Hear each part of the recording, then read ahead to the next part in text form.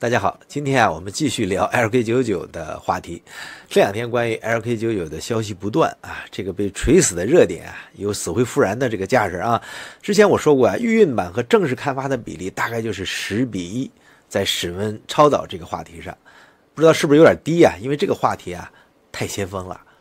太容易引起争议了。那先锋的理论和先锋的材料研究不同先锋的理论呢，显然需要落地，需要一个周期，但是先锋的材料显然就快了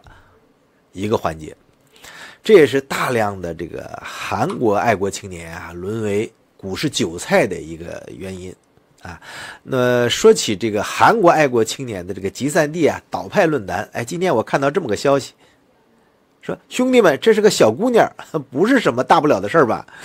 我好奇了，小姑娘难道说的是Griffin 博士吗？那说他小姑娘，估计 Griffin 博士会很开心的呀。我点开一看，这坑爹的翻译软件韩国的爱国青年把一个男教授名字的翻译理解成小姑娘了。那男教授的名字叫啥呢？怎么会翻译成小姑娘呢？大家看看安琪安琪，这个事儿怎么看着这么眼熟呢？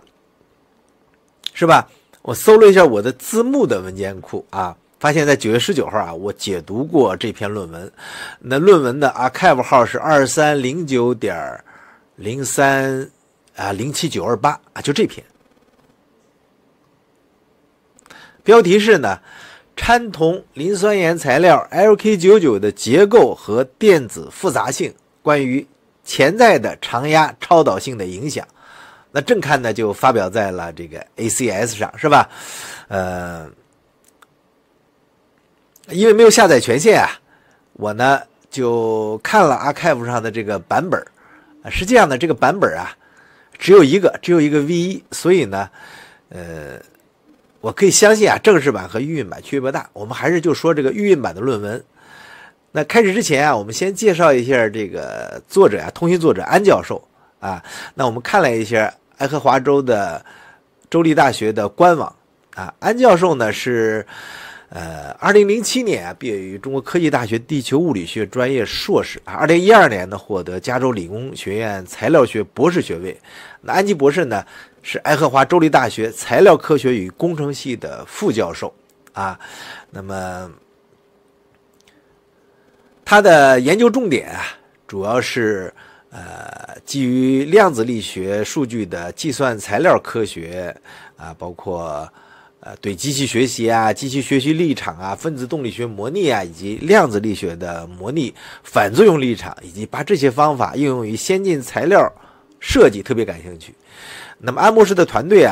为硕士生和博士生现在还提供几个空缺的职位，对计算材料科学和机器学习感兴趣的同学可以通过屏幕上的这个信箱呢和安博士联系。这是爱荷华州立大学就是安老师的所工作的单位。那我们先看一下当时的这个视频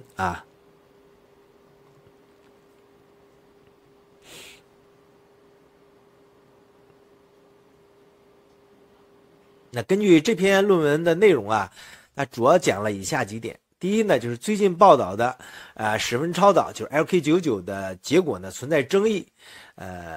不同研究组获得了相互矛盾的结果。那这个研究呢就通过量子力学和分子动力学的模拟阐明了 LK99 的结构和电子特性。那可以看出这篇论文还是偏中的那留下了一丝超导的可能。我们简化一下用3步来简述作者得出高对称状态 LK99 可能导致室温超导的这么一个推导链。那第一呢，作者就是通过理论计算它的母体化合物就是 LK99 它本身就是绝缘体，具有较大的能系。那么当掺入铜之后不管掺入位置， LK99 的晶体结构都发生畸变，从高对称的6方或者3方结构转变为低对称的3斜晶系结构，这就导致了一个与能系相关的这么一个隔离扁平能带，呈现了半导体的特性。然后计算发现当 LK99 保持这种高对称状态的时候呢，存在2个相关的扁平能带，它切穿了费米面这种电子结构特征呢就和超导有关。因此作者认为呢，掺杂导致的结构畸变破坏了可能的超导电子结构。如果能控制合成过程，保持 LK99 的高对称状态，就可能实现室温超导。哎呀，所以你看，作者呀是仅仅在计算机前面啊，通过比较不同状态 LK99 的电子结构特征，就发现高对称状态与超导这个特征相关。因此呢，如果能保持这种高对称状态，它就可能这个实现室温超导，是吧？这为实验合成啊和过程控制就提供了一个重要的理论指导。那要说这个和前几天啊，这个就是那个美女博士 Griffin 的理论研究论文相比，那怎么样呢？那说实话，从学术角度来看啊，安教授还是相当领先的。那是堪比这个老金的这么一个渡劫大佬。 Griffin 呢属于是刚刚接单，是金丹长老，是吧？我们看一下金教授啊和安老师的数据对比，可以看到啊，安老师可能是1980年生人，我是根据他本科毕业年纪算的啊，那比金教授年轻了快20岁，但是他的学术成就啊，这个曲线增长还是很快的，几乎和 Griffin 是一样的曲线。这样快速增长的曲线啊，往往发生在博士毕业后的10年里边。如果这10年你蹉跎了，那么也就这样了。所以单就骨科学术的数据来说，安老师显然是接近金教授，甚至超过了2018年之后的引用，是吧？他是超过 Griffin 博士的啊。那单就这2篇论文相比啊，我指的是安教授和 Griffin 论文相比啊，那显然安教授的论文啊，他通过了同行评议，而 Griffin 的论文呢还没有通过，对吧？如果一定要比较一下的话呢，安教授的论文可能更全面一些。那虽然这2篇论文对 LK99 的这个超导材料都进行了理论研究，包括从结构、电子结构、电子生子耦合这方面都进行了比较，但是在计算方面上啊，2篇论文是采用了不同的软件，都采用了密度发函理论方法。Griffin 用的是 Quantum Espresso 软件包考虑到了同原子的 Hubbard U 值，而安教授呢用的是 VISP 软件，同样也考虑了 Hubbard U 值。那在这个掺杂和晶体结构方面啊，2篇论文也都研究了在不同的这个铜掺杂位点，就是1001和1002的这个情况。那 Griffin 博士呢发现铜掺杂呢会破坏晶体的对称性啊，使它转变为3斜晶系。安教授啊也得出类似结论，铜掺杂后呢会呈现奇变的这个3斜晶系的 P1 的这么一个空间群。那这种结构变化啊，使得 LK99 就出现了半导体的特性。那在能系方面 ，Griffin 博士计算啊，他得出这个4F 就 LK99 的代谢啊，在0.84这个电子伏特左右，那么6H LK99 的代谢更大，在1.2电子伏特左右。安教授给出的代谢值也在这个范围，这就表明啊，铜掺杂后 LK99 啊呈现出半导体性质。那在这个电子生子耦合方面呢 ，Griffin 博士呢只在这个应该是伽马点吧，计算出了这个耦合常数。估计呢 LK99 了它的全耦合强度太小，不足以解释高温超导。而安教授呢，他没有计算这个耦合常数，但也认为啊，这个电子生子相互作用不太可能是 LK99 高温超导的这么一个机制。所以这2篇论文啊，得出了相似的结论。也就是说呢 LK99 这种材料经过铜掺杂后出现结构畸变，呈现出半导体的特征，不太可能啊通过电子和生子的耦合实现高温超导。这2篇论文呢，计算方法是有些差别的，但是对 LK99 的这个材料的基本看法是一致的。那么现在就关键来了啊，这才是关键点，就是硫的掺杂。因为老金同志放出了所谓的PCP-OSOS 的化学式之后啊，硫一下就进入了大家的视野。这个 PCP 呢其实是磷铜磷啊，当然这次啊我们不是鞭尸过去几个国家的主流超导界用硫来锤 LK99 的论文那个情况，而是我们看看这2篇论文是否都提到了硫关于硫的掺杂，就是 Griffin 博士和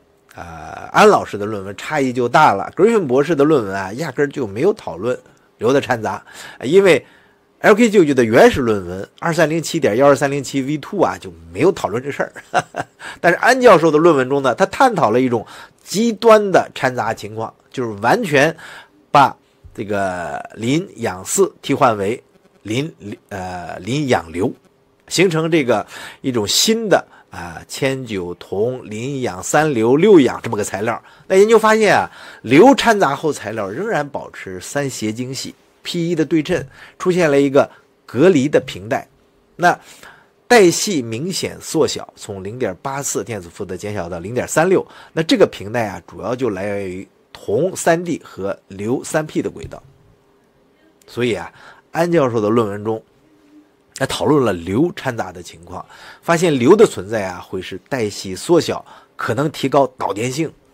但是不会改变材料的晶体对称性。那这个结论呢，与仅仅掺杂铜的这个情况好像类似啊。那考虑到甄凯泰博士论文中啊对硫的那个暗示、神秘暗示，以及金教授啊就老金同志新的化学式对于硫的这个影响，所以啊，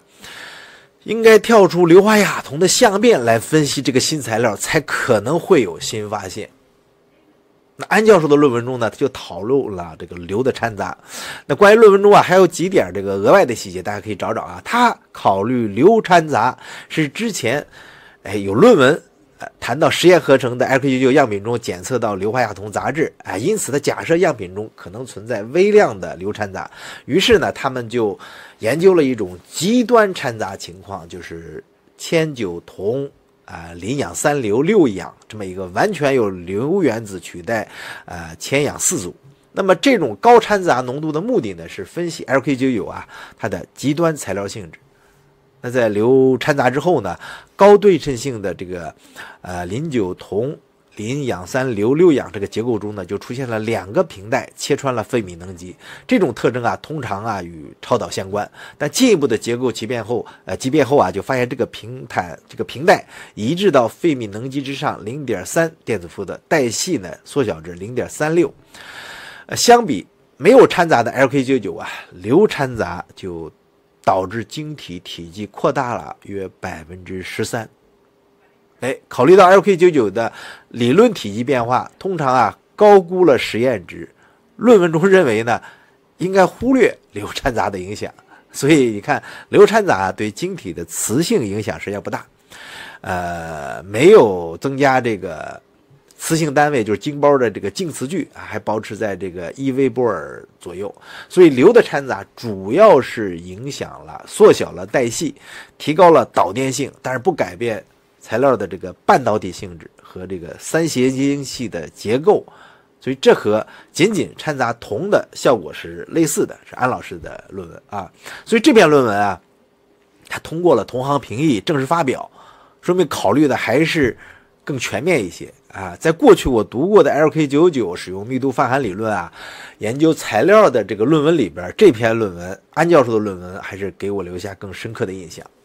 所以那有朋友问那老金同志的那个硫通硫氧硫的化学式相比呢，那老金同志的这个硫掺杂化学式这么长的一个大式子与安教授研究中的这个化学式就是铅钾铜磷氧三硫六氧相比，差异还是不小的，肉眼看一看是吧？